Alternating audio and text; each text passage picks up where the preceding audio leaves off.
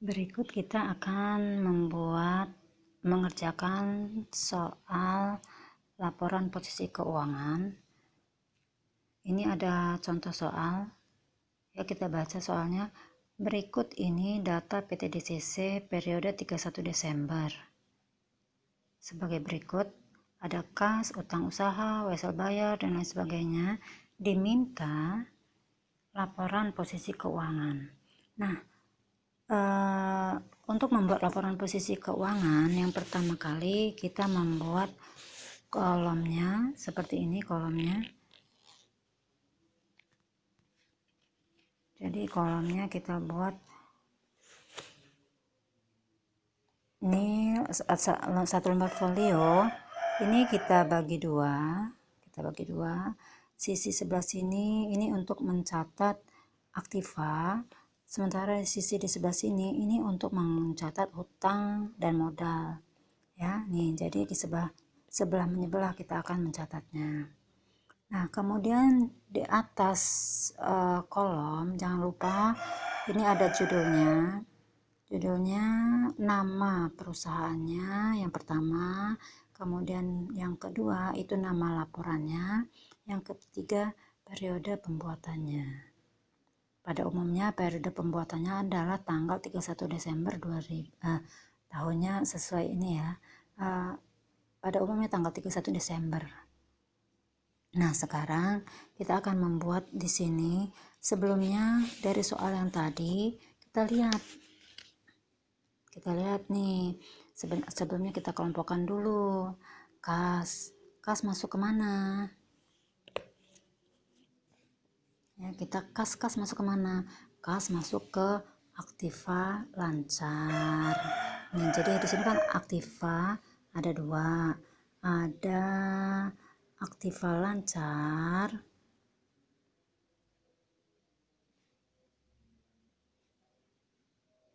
terus di sini ada aktiva tetap.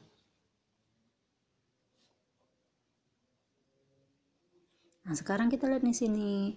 Ini kas masuk kemana? Kas itu masuk ke aktiva lancar, berarti kita akan catat di sini. Kas, kita catat nih namanya kas. Uangnya berapa jumlah uangnya? Uangnya 100.000, berarti kita catat di sini. 100.000.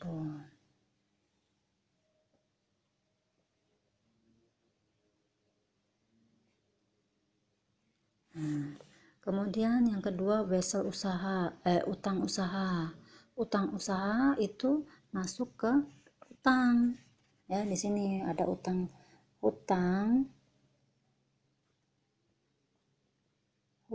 terbagi menjadi dua kan, hutang. Ada hutang jangka pendek,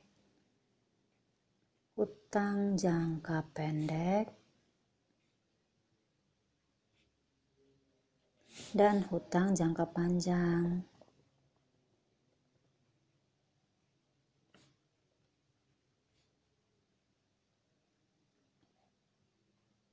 Nah, utang usaha ini tadi masuk ke utang jangka pendek. Sekarang kita catat nih. Utang jangka pendek itu utang usaha. Utang usaha jumlah uangnya berapa? Jumlah uangnya di sini 60.000. Kita catat di sini 60.000. Nah, kemudian yang berikutnya ada wesel bayar. Wesel bayar juga masuk ke utang jangka pendek. Wesel bayar. Berapa uangnya? 45.000. Kita catat nih 45.000. Berikutnya lagi, apa berikutnya? Ada persediaan barang dagang. Persediaan barang dagang masuk ke aktiva lancar.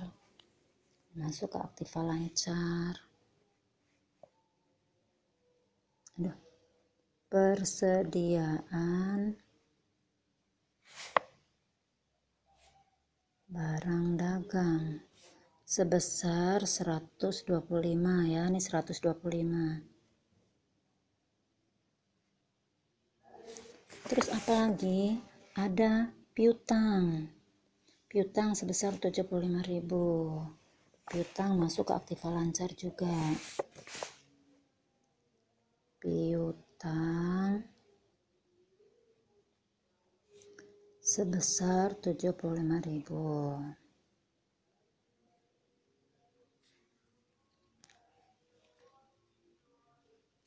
Ya. Nah, terus berikutnya ya. Nah, jadi seterusnya nanti ini diisi semuanya, dari soal-soal ini semuanya diisi. Nanti ini di total aktiva lancarnya ada berapa, sudah dimasukkan semua.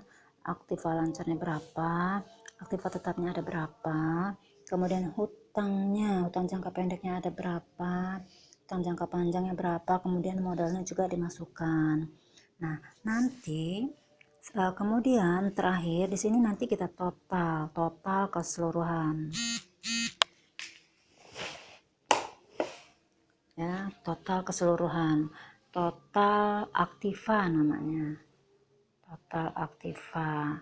Artinya total aktiva itu dari sini total aktiva lancar ditambah total aktiva tetap, ini hasilnya berapa. Kemudian di sini juga ada total hutang dan modal. Nah, di sini total hutang dan modal ini jumlah hutang jangka pendek ditambah hutang jangka panjang ditambah modal. Di sini nanti ada modal ya. Ada modal. Nah, ditambah modal, hasilnya berapa? Nah, nanti antara kolom yang di sebelah sini, total yang sini dengan total yang ini, nanti hasilnya benar sama, balance ya, pasti balance. Jika tidak sama, berarti kita ada yang salah di dalam peletakan nama-nama perkiraan ini ya. Jadi ini antara jumlah yang ini dengan yang di sini harus sama, harus balance namanya ya. Nah, jadi dari yang soal yang ini soal yang ini tadi kita udah sampai ke piutang ya. Nah, kemudian tadi ada gedung ya, gedung satu lagi nih, gedung. Ada gedung. Gedung berapa gedung? Gedung 300 gedung 300.000. Gedung 300.000. Nah, kemudian ada akumulasi penyusutan gedung sebesar 50.000. Nah, untuk akumulasi penyusutan gedung harus di bawah gedungnya ya, karena ada akumulasi penyusutan gedung. Berarti di sini akumulasi penyusutan gedung sebesar 50.000. Nah, 50.000 itu dikurang. Jadi tanda dikurangnya kita kasih kurung seperti ini.